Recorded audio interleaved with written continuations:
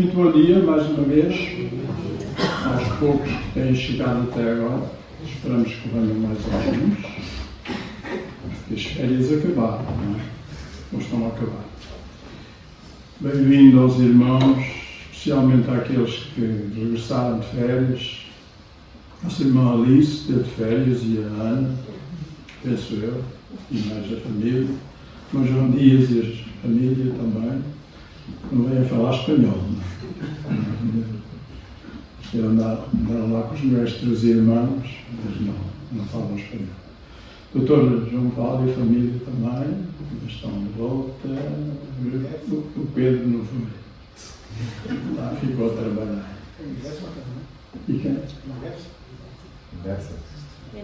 O irmão Anderson. Pois, o irmão Anderson. Eles vêm falar grego. Cuidado, nós espanhóis ainda percebemos qualquer coisa. Agora os gregos não entendemos nada. Muito bem. Bem-vindos a todos. É uma bênção podermos estar juntos outra vez para cultuarmos ao Senhor. Não é? Somos uma família em Cristo Jesus.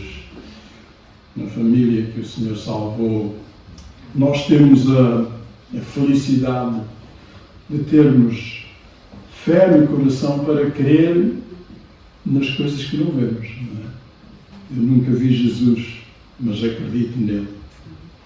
Nunca vi Deus, mas acredito que Ele está lá no céu, está governando, está tratando de manter esta humanidade terrível e está tendo paciência para suportar esta gente que se tem desviado tanto dele. Bendito seja o seu nome. Eu gostava de convidar-vos a ficarmos de pé e a fazermos uma oração em conjunto. Mateus capítulo 6. Vamos ler em conjunto esta palavra do Senhor. Mateus, não sei se é possível pôr ali. Mateus capítulo 6. Uma oração que o Senhor ensinou. Toda a gente sabe, até os homens lá de fora e as mulheres sabem isto, mas não praticam, e eu desejo que nós façamos esta oração e pratiquemos o que está cá. Capítulo 6 e verso 9. Parece que é isso, ou não? Vou procurar aqui melhor. Não é? Muito bem, então vamos ler em conjunto esta oração que o Senhor ensinou para que nós, como modelo, para que nós soubéssemos como devemos orar. Diz assim: portanto, os irmãos digam comigo, faz favor, vamos dizer. 6, 9. Portanto, vós orareis assim: Pai nosso que estás nos céus, santificado seja o teu nome, venha o teu reino, seja feita a tua vontade, assim na terra como no céu. O pão nosso de cada dia nos dá hoje, e perdoa-nos as nossas dívidas, assim como nós perdoamos aos nossos devedores. E não nos induzas à tentação, mas livra-nos do mal, porque teu é o reino, e o poder, e a glória para sempre. Amém. Verso 10 diz: venha o teu reino. Não estava a ver na televisão, a gente não tem muito mais que fazer, então vê a televisão. As coisas boas e más que por lá aparecem. E um homem que era maestro de um conjunto que ia atuar aí num sítio qualquer, não sei, aí nas Beiras, como um festival qualquer que iam fazer, e o homem, que não é crente com certeza, senão não estava metido naquilo, e ele disse, entre várias coisas que disse mais esta: este mundo tem que acabar, porque não é possível que continue por muito mais tempo. Isto tem que ter um fim e tem que haver outra ordem mundial. E eu disse: olha, o homem está a profetizar aquilo que vai acontecer. Venha o teu reino. O homem estava a querer dizer: estes reinos não prestam. têm-se esgotado, chegaram ao fim, já não têm solução para os problemas da humanidade. Então tem que vir outro reino. O Senhor Jesus disse isto: quando vocês orarem, peçam ao Pai que me mande outro reino. Outro reino. E nós estamos à espera deste reino, irmãos. Estamos à espera que o Senhor Jesus venha para reinar, porque isto já não tem muito mais pano para mangas, não é? Fomes, pestes, terremotos. Não há trigo, não há milho, não há rações para os animais, o azeite está a faltar, a seca está a estragar tudo. Fomes, pestes e terremotos. Guerras e rumores de guerras. É o que está a acontecer. Venha o teu reino, Senhor. Jesus há de vir reinar, há de vir implantar o seu reino no mundo novo que Ele vai criar. E tudo vai ser muito melhor. Que o Senhor nos ajude a desejar este reino, mais do que os reinos deste mundo, porque não têm dado boas provas, não é? Invadem-se países, matam-se inocentes, mulheres são violadas. Eu sei lá o que está a acontecer por aí, que era inimaginável. Nós não podíamos supor, eu não supunha que isto podia acontecer no nosso século, não é? Num mundo civilizado, ultra civilizado, diz-se. Mas está a acontecer, porque são os sinais que antecedem a vinda do reino de Jesus. Venha o teu reino, Senhor. Vamos orar. Senhor, nós te adoramos, porque somos teus filhos. Que bom que tu deste fé aos nossos corações, para acreditar que tu és Deus eterno, Criador de todas as coisas, para acreditar que tu enviaste o teu Santo Filho ao mundo, para salvar os homens e as mulheres que nele acreditassem. E te damos graças porque este reduzido número de pessoas que estão nesta manhã aqui acreditam que isto aconteceu. Teu Santo Filho deu a vida por nós. E por Ele estamos aqui. Por Ele somos salvos. Por Ele temos esta certeza de que um dia vamos estar na Tua presença, num lugar que Tu tens preparado para nós. Venha o Teu reino, Senhor, que Tu possas reinar num novo mundo, onde isso vai acontecer, onde todas as coisas são diferentes. Novos céus e nova terra Tu vais criar. E nós vamos habitar com Cristo. Glória seja dada a Ti. Pedimos que venhas ajudar-nos neste culto, Senhor, que a Tua bênção possa sentir-se, que o Teu Espírito Santo se movimente no nosso meio, Senhor, e possamos estar atentos também à Tua voz, à Tua palavra, para que ela nos edifique no conhecimento da Tua vontade e possamos prosseguir neste caminho, avante, até que Tu venhas buscar-nos. Nós te pedimos no Teu santo e bendito nome. Amém. Faz favor de ficar sentados.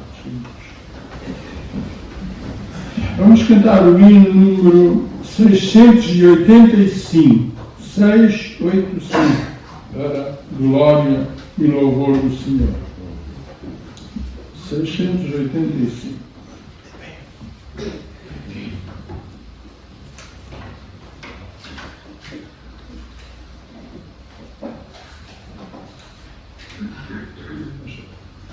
Estamos de pé? Vamos ficar de pé.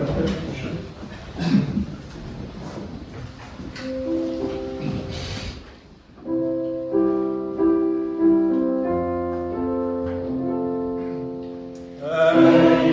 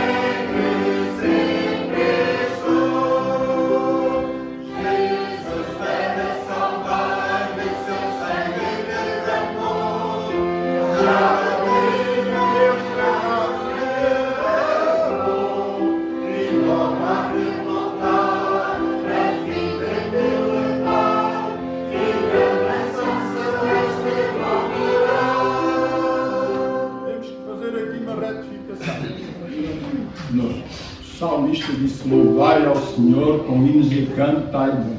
Temos que cantar bem.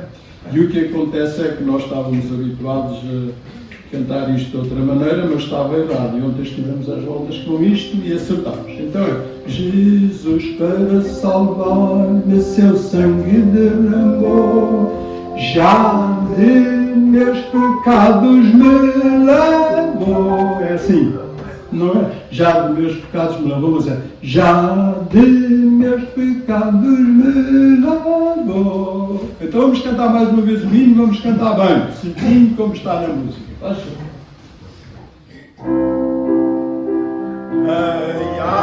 Avante na luz de Deus, com Jesus Salvador e Rei, graças bendito seus, vem avante olhai o que Jesus me dá, a salvação.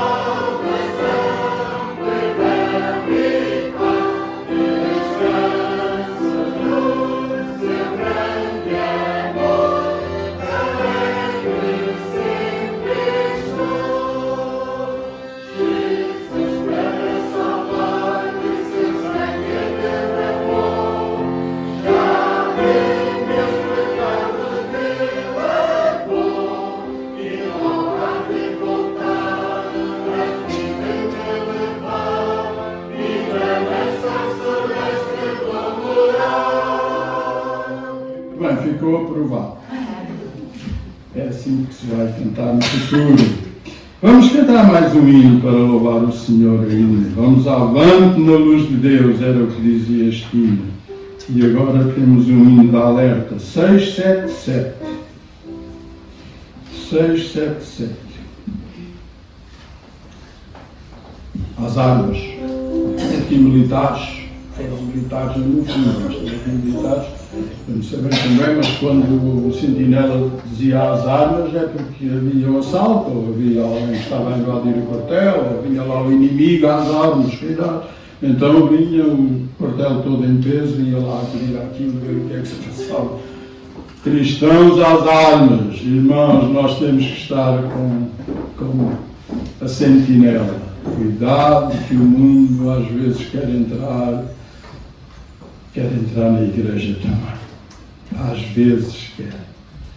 E que o Senhor nos guarde, estejamos alerta para que o inimigo não entre. Ele entra suavemente quando o inimigo assalta lá o quartel ou o acampamento, não faz barulho, não é? Vai sorrateiramente, não é? Quando os soldados estão a dormir ou qualquer coisa, então ele vai e consegue lá infiltrar-se no batalhão e é lá. Não é? É assim que o diabo faz. É o ladrão. O Senhor Jesus disse: olhem que o ladrão vem para roubar, matar e destruir. Não é? O Senhor nos ajude a estar despertos, alerta, para que o diabo não nos tente, não nos leve. 677.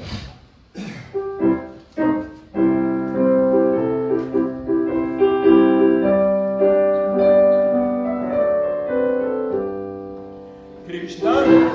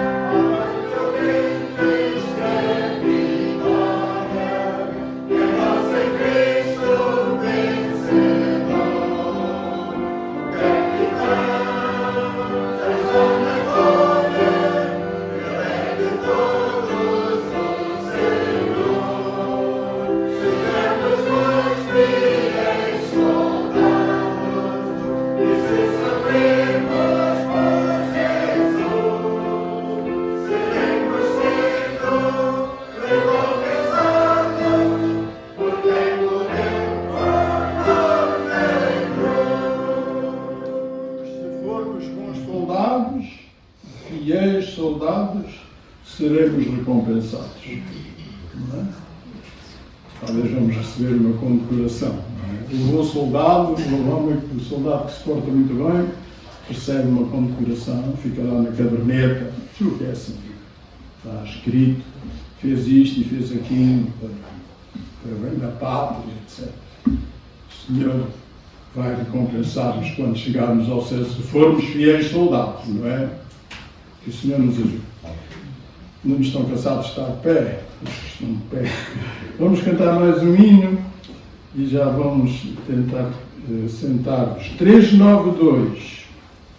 E vamos levantar a nossa coleta, não vamos tirar nada a ninguém, mas vamos levantar uma coleta para o trabalho, para as despesas da igreja. 392.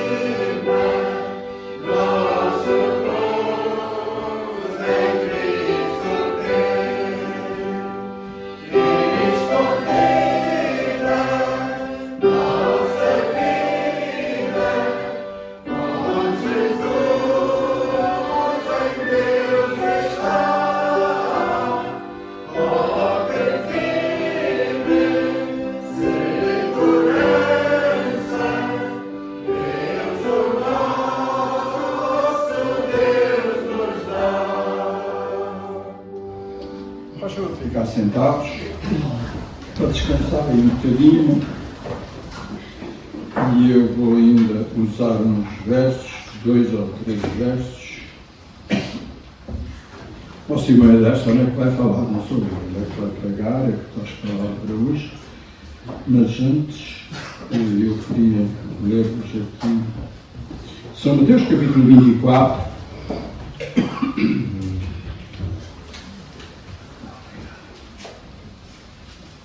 E verso 3.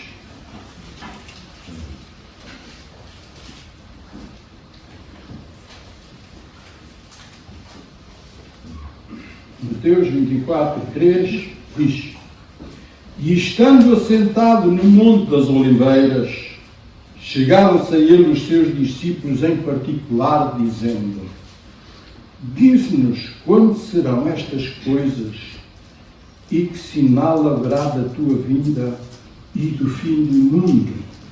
Verso 14. E este Evangelho do Reino será pregado em todo o mundo, em testemunho a todas as gentes, e então virá o fim do mundo. Eis a pergunta que toda a gente anda para aí a fazer. Já falámos, as guerras, rumores de guerras, os tais princípios das dores de que o Senhor Jesus falou. E isso antecede o fim do mundo. Mas o Senhor teve uma conversa com os discípulos, dando uma indicação de que o fim do mundo viria, e os discípulos ficaram curiosos. E chamaram-no lá à parte e disse: Senhor, quando é que será o fim do mundo? Curiosos, não é? Interessante, conversa, mas se o mundo vai acabar, quando é que isso vai acontecer? E há para aí muita gente a perguntar isto, e há outros que afirmam que o fim do mundo vai ser não sei quando. Eu lembro-me, antes de chegar a este segundo milénio, dizia, havia eu agora não sei, um ditado qualquer que dizia: não sei quanto aos 2000 chegarás, mas dos 2000 não passarás. Era assim a coisa. Então, o fim do mundo seria no ano 2000. Já estamos a 2022 e o fim do mundo ainda não aconteceu. E há muitos anos, 30 anos, talvez mais, um certo irmão desta igreja, que já está com o Senhor, ele passou ali pelo escritório, passava lá muitas vezes e falávamos, e um dia apareceu uma surpresa. Irmão Vítor, sabe? O Senhor Jesus vem aí. Disse, não, há de vir um dia qualquer. Não, sabe? É que o anticristo já nasceu. Nasceu em Itália, na província não sei de quê, e no lugar tal. Não, talvez, o anticristo há de vir, não é? O apóstolo João até disse que o anticristo já estava no mundo, e eu já fiz alguns estudos sobre isso, e parece que o anticristo está lá na cidade que tem 7 colinas, não é? Em Roma. Não vamos, o irmão Anderson é que sabe isto melhor que eu. Algum dia ele vai aqui explicar isso. Mas quando é o fim do mundo? E eu vou dizer aos irmãos, nós temos a resposta hoje, vamos dar-vos aqui a resposta. Os irmãos vão ficar a saber aqui a resposta para aqueles que perguntam quando é o fim do mundo. Faz favor de pôr ali o hino. O hinozinho que nós vamos aprender aqui nesta manhã, rapidamente, para não levarmos tempo à mensagem. Vamos apresentar aqui o hino que vai dar a resposta quando é o fim do mundo. Os irmãos ficam já a saber. Faz favor.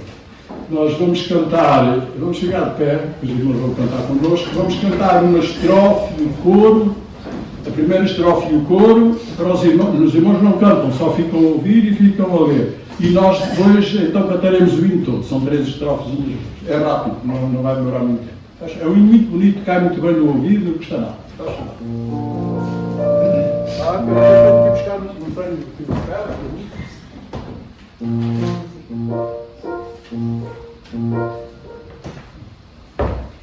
Este certo, devia ser um outro, mas não.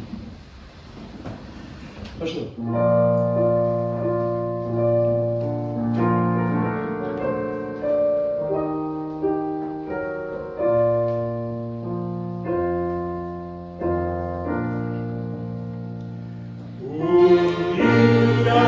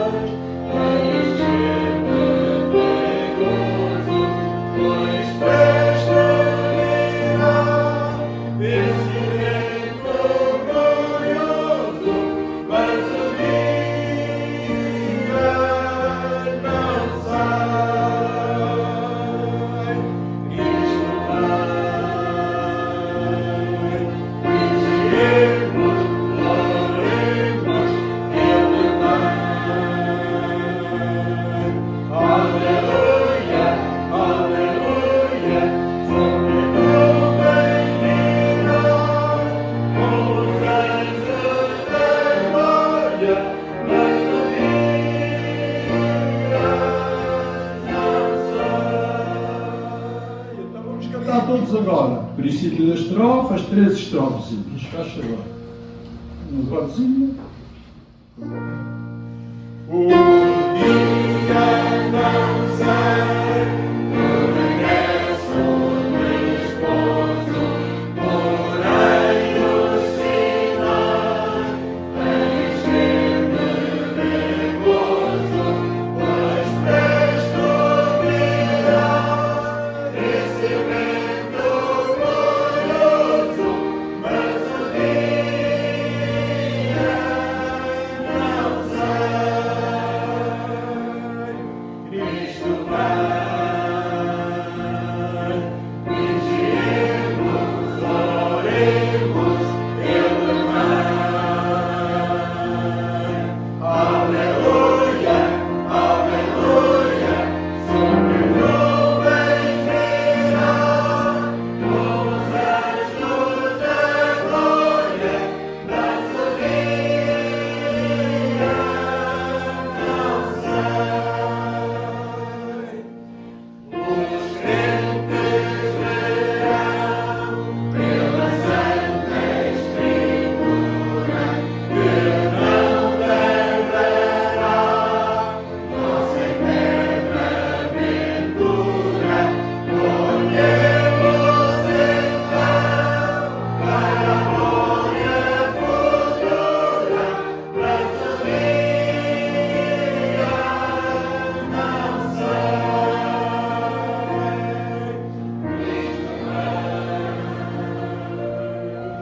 Vigiemos, oremos, Ele vai. Aleluia, aleluia, sobre nuvens virá, com os anjos da glória, nosso dia não sai. Orar, vigiar, eis a necessidade, bem firmes os pés, na bendita verdade, descansa verá, na celeste cidade, mas o dia não sai. Cristo vai, vigiemos, oremos, Ele vai.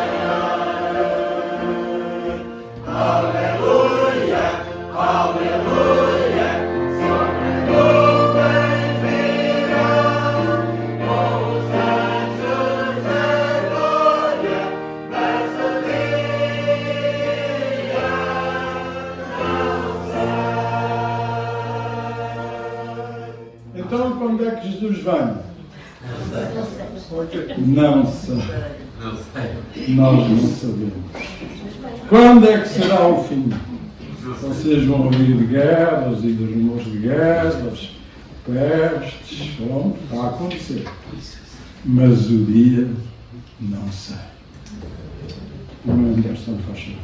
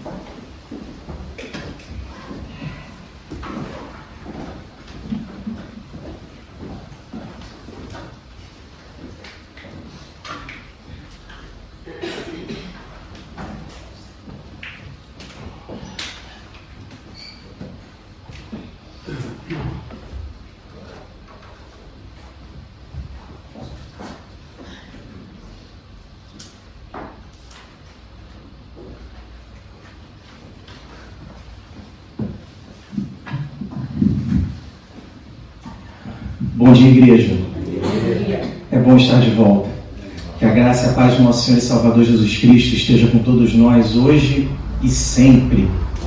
Aproveitamos aí alguns diazinhos de férias. É muito bom poder rever os irmãos, é muito bom poder voltar à casa de Deus. Sentimos muita falta. É sempre bom retornar onde nos sentimos bem, onde nos sentimos em casa, na casa de Deus.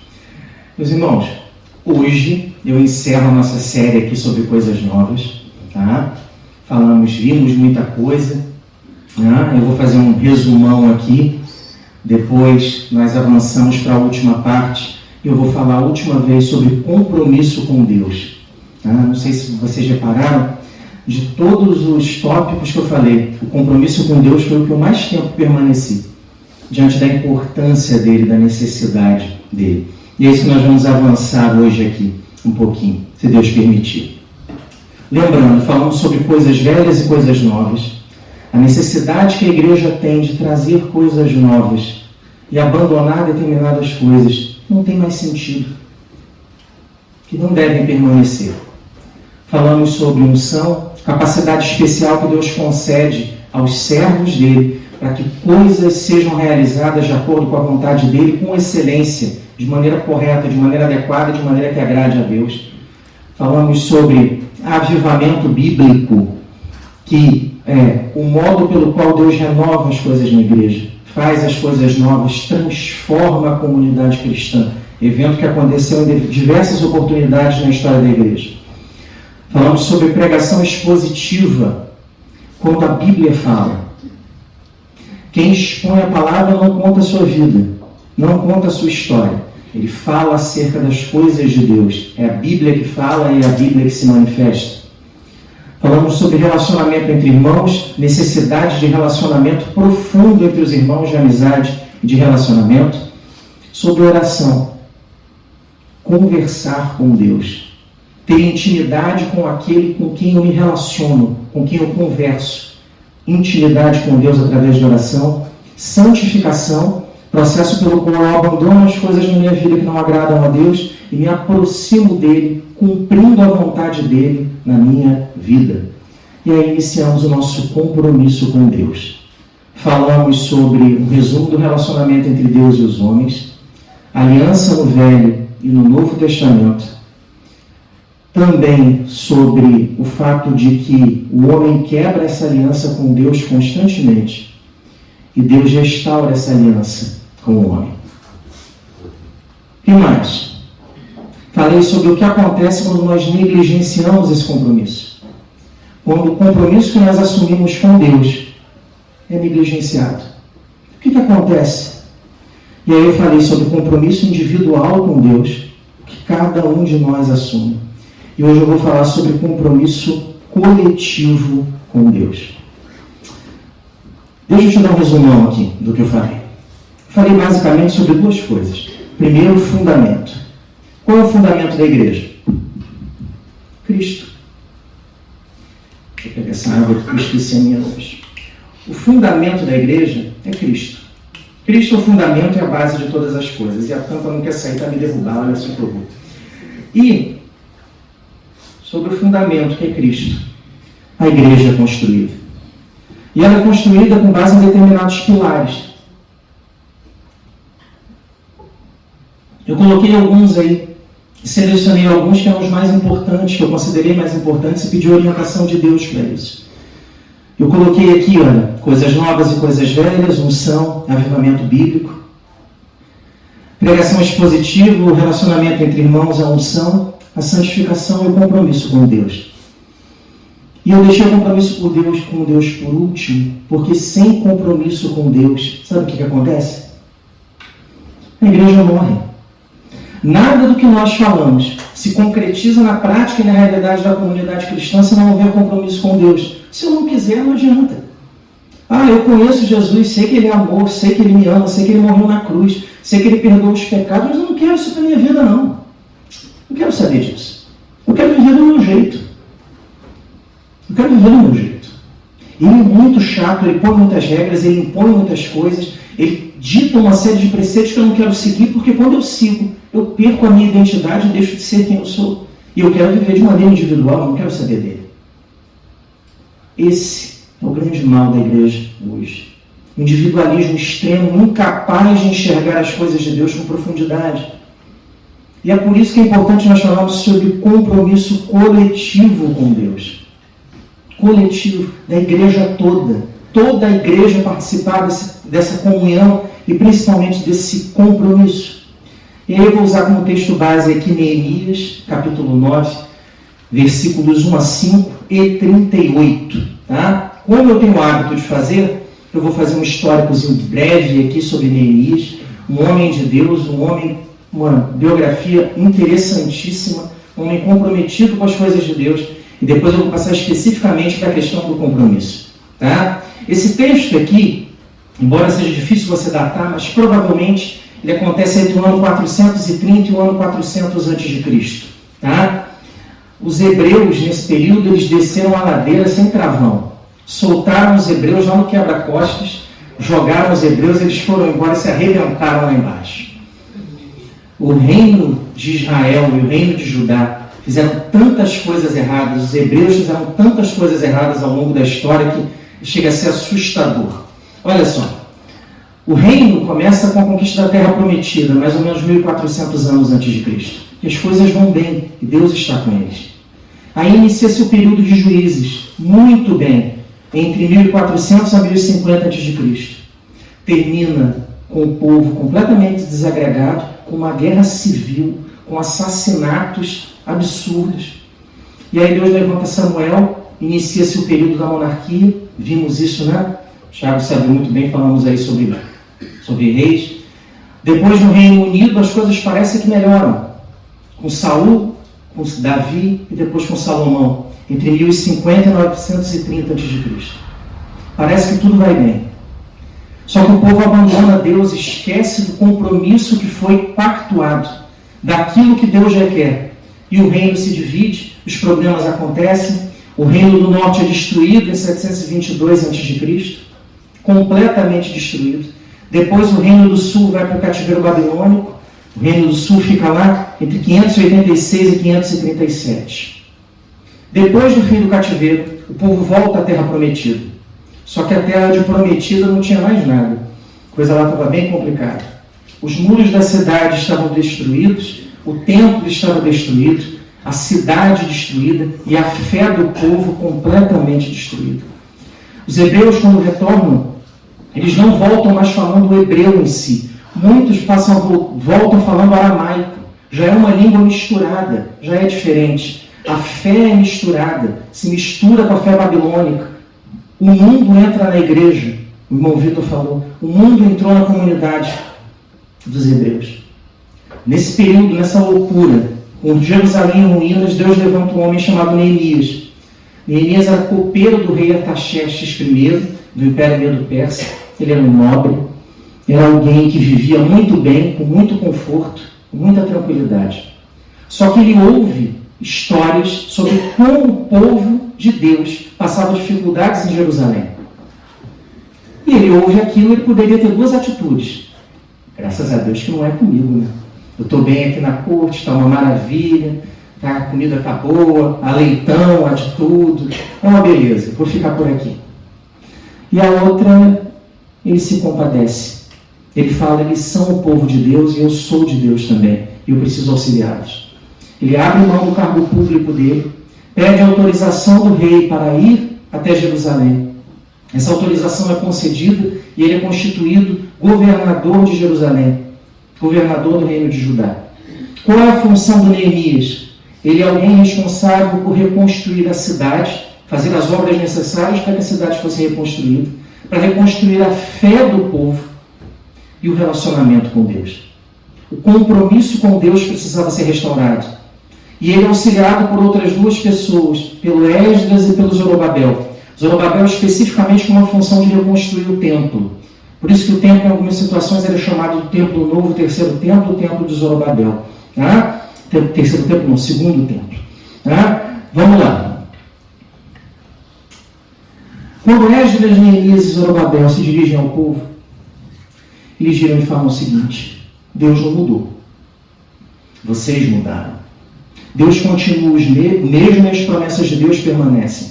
Vocês mudaram o coração. O problema e o que aconteceu com o reino de Judá e trouxe o povo para essa situação foi a falta de compromisso com Deus. vocês o abandonaram. E quando as coisas deram errado, vocês viraram e falaram assim: Senhor, o Senhor não olha por nós? E o que eles dizem é: Deus continua no mesmo lugar e continua a olhar por vocês. Só que vocês não ouvem a voz do Eterno. E isso gerou escolhas equivocadas, que gerou um caminho de morte e um caminho de perdição. Será que esse não é o nosso problema? Será que o nosso problema não é essa falta de compromisso? Então Neemias tem uma missão clara. Ele fala assim: o problema não é um muro derribado, não é um templo caído. O problema é a falta de compromisso e a falta de fé. E ele vem com essa missão. Ele é comissionado por Deus para resolver esse problema, para tentar fazer com que o povo retornasse à fé. Esse era o objetivo do Neemias. Neemias foi orientado por Deus para fazer isso. Deixa eu te fazer uma pergunta. Será que esse não é o nosso problema, não? Como é que anda seu compromisso com Deus? Coletivo. Individual e coletivo. Teu compromisso com a casa de Deus, com as coisas de Deus, com as prioridades de Deus, com uma vida que busca agradá-lo. Sabe por que isso aqui está na Bíblia? Porque nós fazemos o mesmo. E eu quero tratar com você sobre isso. Como é que nós restauramos esse compromisso coletivo?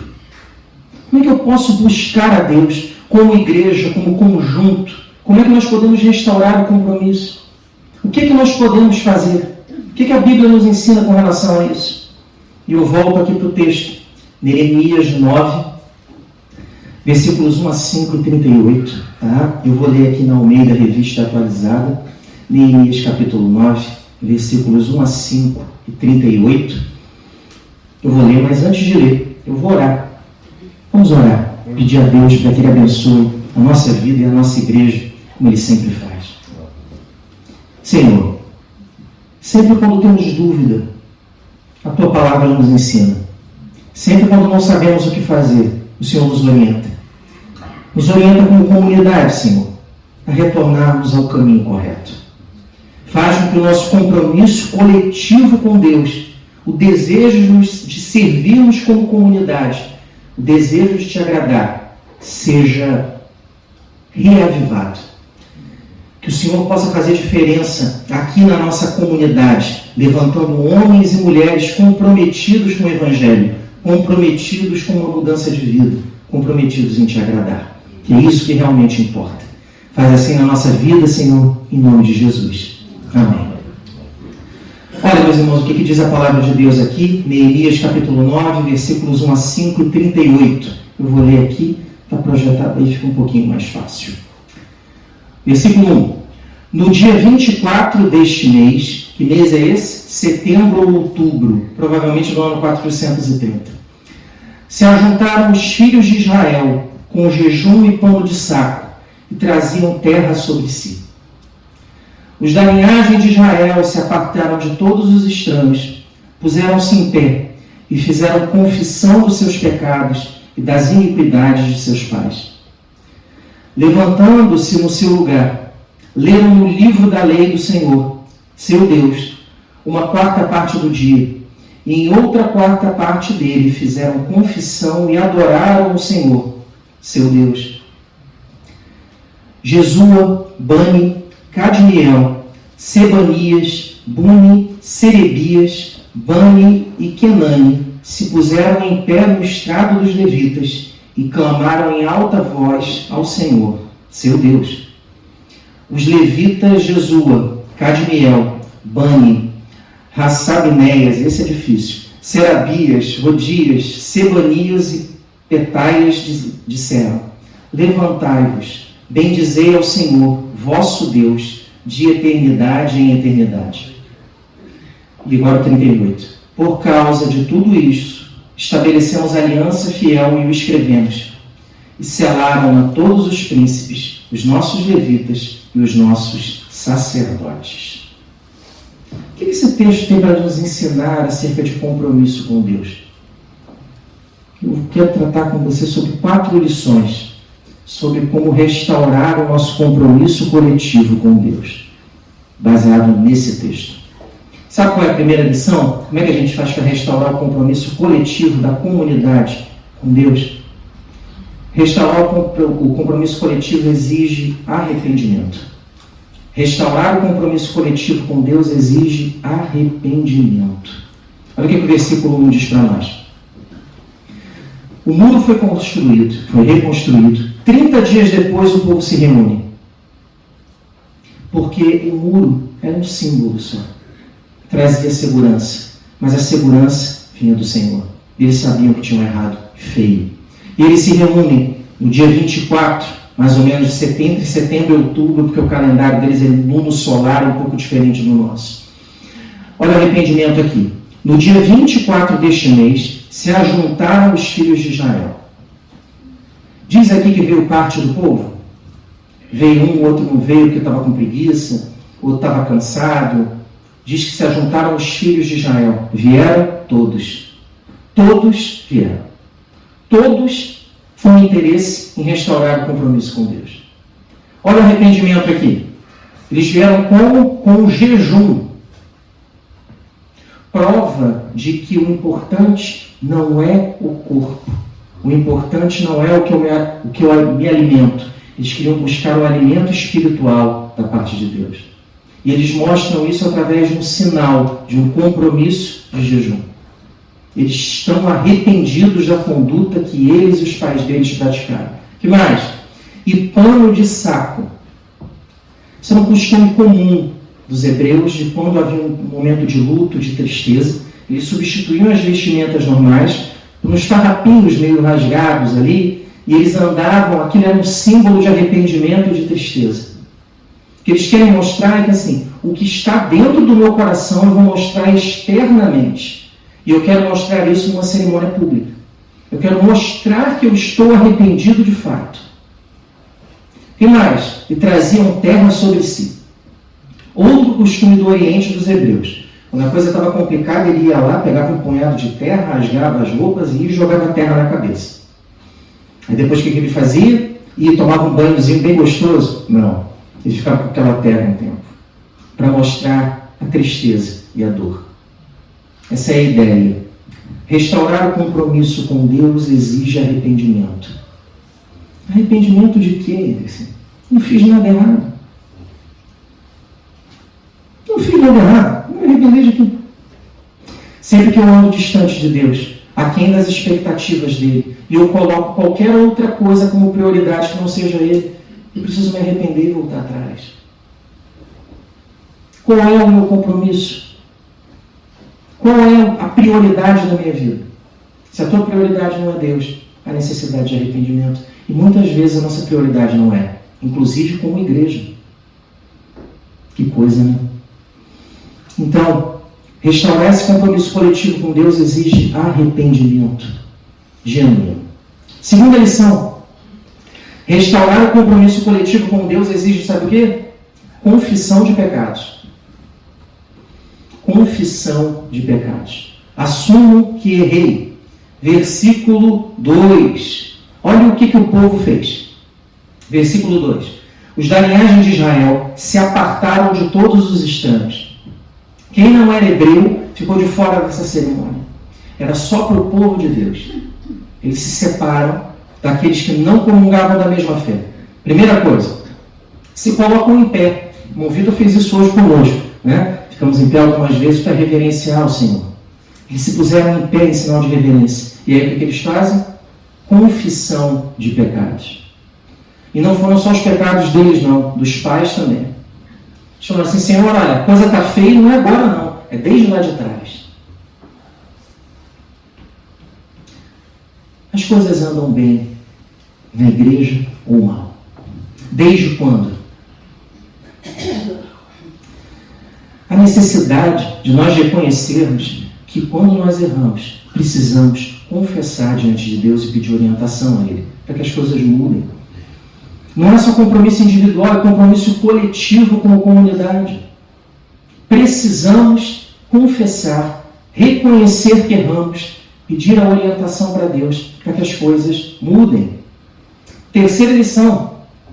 Restaurar o compromisso coletivo com Deus exige o quê? Leitura da palavra e adoração.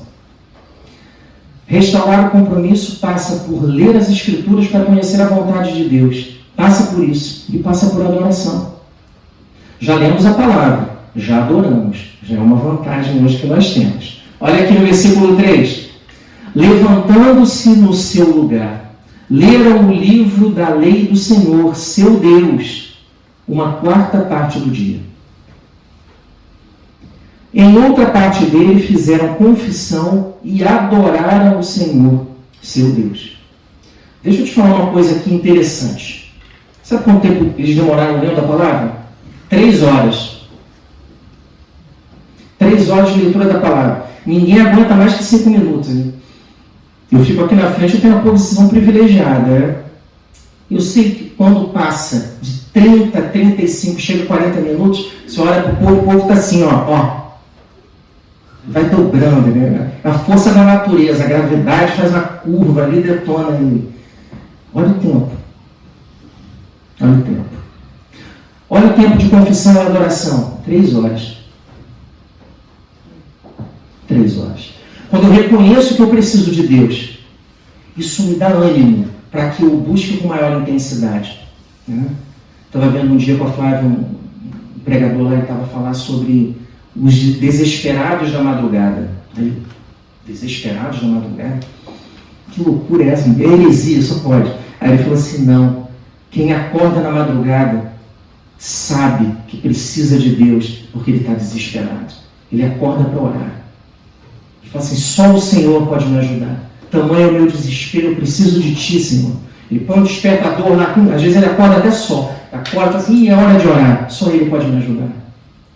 Esse desespero, esse desejo de Deus que falta para nós muitas vezes, com a nossa fé racional. Tudo é racional, tudo racional e tal. E eu sei que eu sou assim também.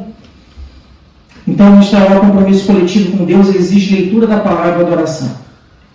E por último, quarta e última lição. Para que o compromisso seja restaurado, toda a comunidade tem que assumir esse compromisso, essa obrigação. Todos têm que assumir o mesmo compromisso. Se um puxar para cá e o outro para lá, não funciona. Todos têm que assumir o mesmo compromisso. E aí eu separei aqui o texto. Olha que coisa interessante. Dá uma olhada aqui comigo. Primeiro, no versículo 4, é dada uma lista de levitas. Vamos pensar em levitas como aqueles que serviam o templo. Se a gente pensar num modo moderno de pensar a igreja, os levitas são os que ficam para o lado de cá. Tá? Quem toca, quem prega, quem canta, lado de cá. Olha só, o lado de cá faz o seguinte. Vamos lá. Assim, esses nomes de novo não. Jesua, Bani, Cadmiel, Sebanias, Buni, Serabias, Bani e Kenani se puseram em pé no estrado dos levitas. Aqui, ó. E clamaram em alta voz ao Senhor, seu Deus. Bom, então está resolvido. Deixa eu ficar aqui, senão vão acabar com o povo de casa. Então está resolvido. O povo daqui orou, né? Está resolvido, é isso? Não, não é. Olha o versículo 5. Esses levitas cumprem essa missão. Outros, né? Eles estão incluídos aqui, mas surgem outros nomes. Olha a outra postura. Os levitas Jesua, Cadmiel, Bani, Razabinéias, Serabias, Odias, Sebanias e Petaías disseram. Eles viram para a comunidade e fazem o que o irmão Vitor fez hoje. Olha, levantai-vos. Não fica sentado, não. O compromisso não é daqui. O compromisso é da comunidade toda.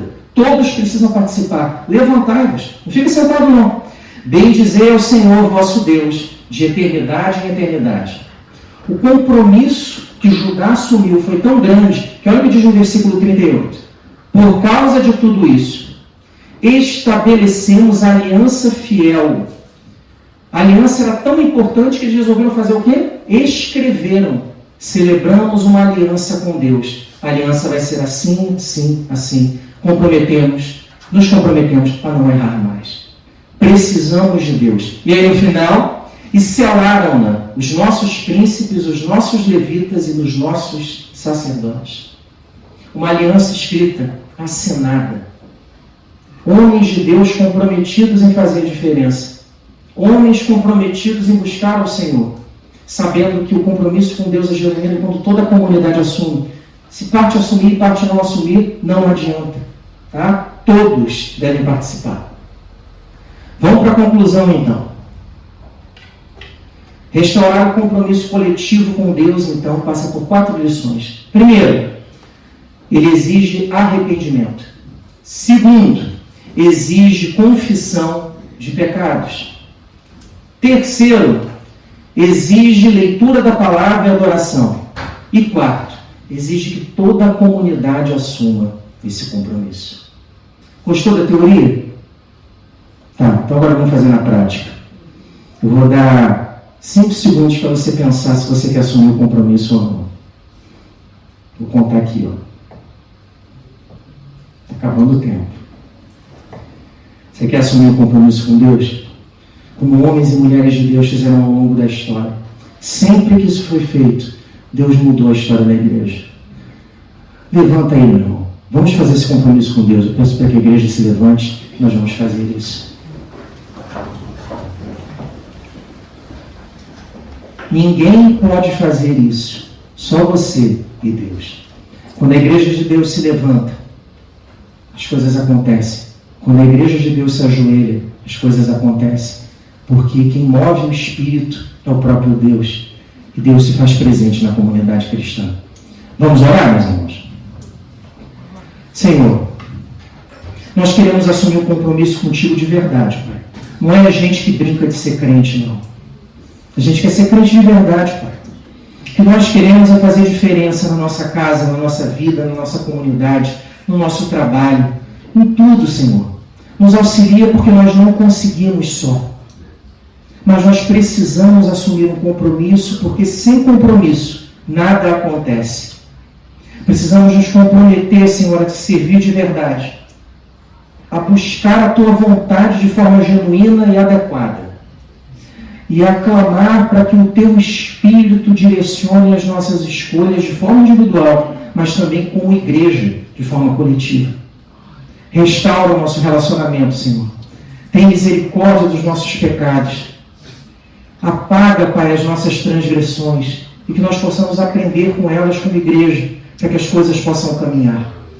Para que o Senhor seja engrandecido, para que o Teu nome seja louvado e para que nós sejamos conhecidos como aquele povo que se reúne na sota, que tem algo de diferente, que é gente crente, que é gente que serve ao Senhor de forma agradável. Não é gente que finge que é crente, não. Eu não quero fingir que sou crente, Pai. Meus irmãos aqui também não querem. Nós queremos assumir esse compromisso, Pai, contigo, compromisso público, de homens e mulheres de Deus que querem te servir de maneira genuína, pagando o preço de ser crente. Faz assim, Senhor, enche o nosso coração com Teu Espírito para que nós sejamos crentes de verdade, imitadores de Cristo, gente que serve a Cristo até as últimas consequências. Faz assim na nossa vida, nos capacita, é o que nós pedimos e agradecemos, Pai, em nome de Jesus. Amém. Amém, meus irmãos. Que o Senhor nos abençoe, em nome de Jesus. E não esqueça que se assumiu o compromisso, hein? Agora tem que cumprir.